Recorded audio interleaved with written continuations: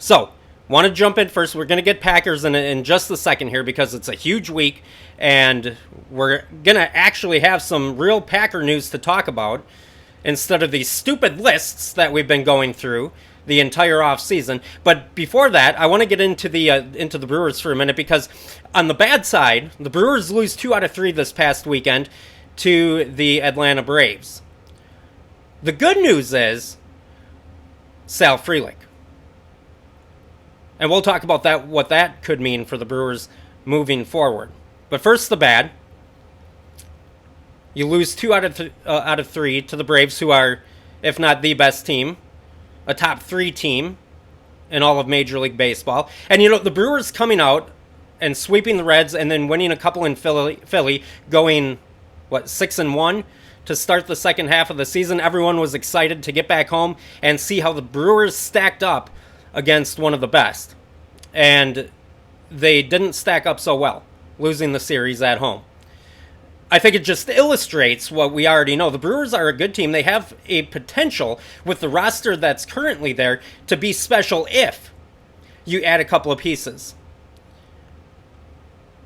Frelick is a good addition, assuming that he continues to play well. But even with him, when you look at an offense like the Braves have, or even like the Reds who come into town tonight, when you look at that, it's clear that even with Frelick, the Brewers still need help on offense. You could still use a bat or two to be able to compete with the big boys and to be able to get hot enough to make a decent run. You could also use more starting pitching.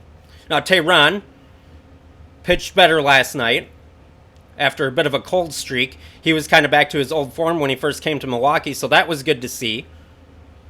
But, it would be great, as good as he's been, or as good as Colin Ray, who's on the mound tonight, has been, it would be great to get those guys moved into the bullpen, wouldn't it? I mean, you're going to have Woodruff coming back. I assume that means that either Ray or Tehran are going to move to the bullpen. But if you could get another starting pitcher in addition to having Woodruff come back, then you're looking at a lot of pitching depth because you can move a couple of these guys into the bullpen. That solidifies that. And the Brewer bullpen has already been fantastic. But just taking a look at how they stack up against the Braves, I mean, they're close. They're close. Get another starting pitching, add some more pitching depth, which we've seen this year. Can never have too much of that, obviously.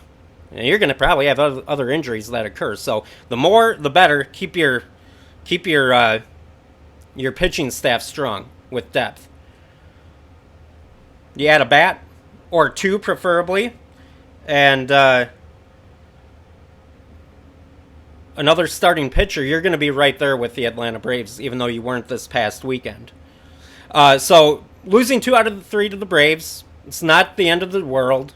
We know the Braves are a good team. It's just you were hoping to see the Brewers stack up a little bit better against one of the best teams, but I think it told us what we already suspected. The Brewers need to make a few moves before the trade deadline. But despite losing that series, you had the big positive. Sal Frelick called up. A couple of great headlines for him. One from NBC Sports, Frelick on fire. It's a nice headline to see. Also from Fox News, Brewers rookie Sal Frelick has MLB debut for the ages. Fans in uproar over top prospect, and that's for sure. How long have we been waiting for Frelick to come up and hopefully give this offense some kind of a boost? I know some people want Jackson Cheerio as well, and maybe at some point that'll happen. Frelick probably would have been up a lot sooner if he had not had the injury issues that kept setting him back. But boy, when he got there, what a debut for him on Saturday. 3 for 3, 2 RBI, huge RBI, a run scored, a couple of great catches in the outfield. Came back down to earth a little bit on Sunday, but he still had 1 hit. He had a walk. I think he had a run scored. But that's great. And now hopefully the Brewers can take some of that energy that has been brought by Frelick, and they can parlay that into some better offense, some more consistent offense going forward. And then you add a bat, 2 more bats? If you have Frelick now, and he continues, obviously he's not going to continue the pace that he was on Sunday, but if he can be a consistent hitter for you, and you can add even a bat that's hitting 260 with moderate power, and one other bat that maybe you can have for a little bit higher average, like maybe a 275 to 280 average, you're looking pretty good. And you're going to win that NL Central division going away. Brewers Reds start off tonight. Now, this is a massive series. It doesn't matter if this 3-game set against the Reds is being played on July 24th or as the last series of the season. It's equally as important. Brewers could make a lot of headway, and it could be the difference in the year. Now you say, wow, there's a whole bunch of games left. Yeah, not against the Reds. This is your opportunity, head-to-head matchup at home, to gain some ground and to pull ahead a little bit, give yourself a little bit of cushion as you go on through the rest of the season. As far as, it's really, folks, it doesn't matter when the series is played. The games count the same. This could be a make or break series for the Brewers and the Reds here in July, which is kind of exciting because a lot of people start losing interest in the Brewers after Packer training camp starts and after the preseason starts, and certainly once the regular season starts. But you're almost feeling like September baseball here in July. It's a preview of September, and that's exciting. Tonight, pitching matchup, Colin Ray, the chosen one, as they may say. 5-4 record, 4.64 ERA, going up against Graham Ashcraft. Now, the Reds struggle with pitching. That's been noted all season long. And Ashcraft is no exception to that, except for lately. So overall, Ashcraft 5-7, 5.77 ERA, not too good. But last 3 games for him, he's had an earned run average of 2. So some improvement there. And what'll be interesting, and we already saw it.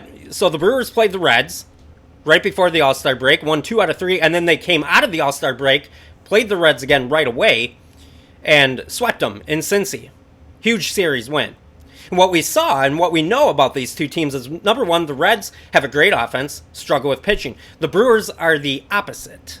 Brewers have tremendous pitching, tremendous starters, bullpen, closer, but a highly inconsistent offense.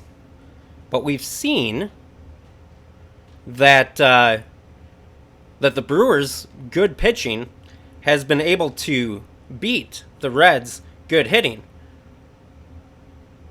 Despite that, here's an interesting little tidbit. This is from Cincinnati.com. Jake Fraley from the Reds talking. Despite the fact that the Brewers have beaten them up pretty good the last couple of weeks. Fraley says, we've obviously had some struggles against that team, meaning the Brewers. He says, I know for a fact that everybody in that clubhouse knows that we are the better team.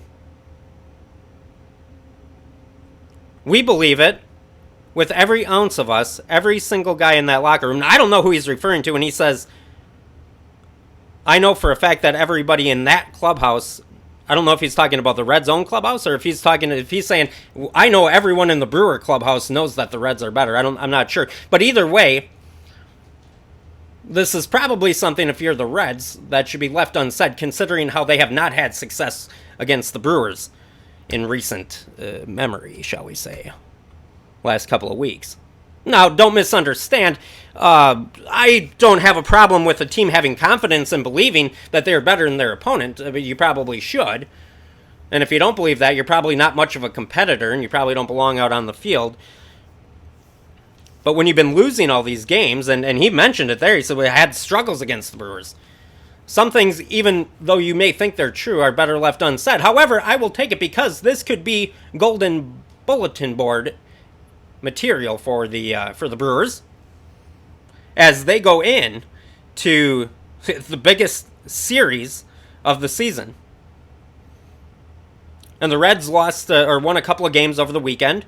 So we do our daily, if you follow along on TikTok or on YouTube, we do our ever since the second half started, since we're in a pennant chase, a race for the National League Central, we do a daily observation of the standings and some scoreboard watching. So the Reds won a couple of games over the weekend. Yesterday they beat the Diamondbacks 7-3, which now puts the Brewers at a half-game lead going into this series. So that makes it all the bigger. All right, switching over here, looking at some Green Bay Packers.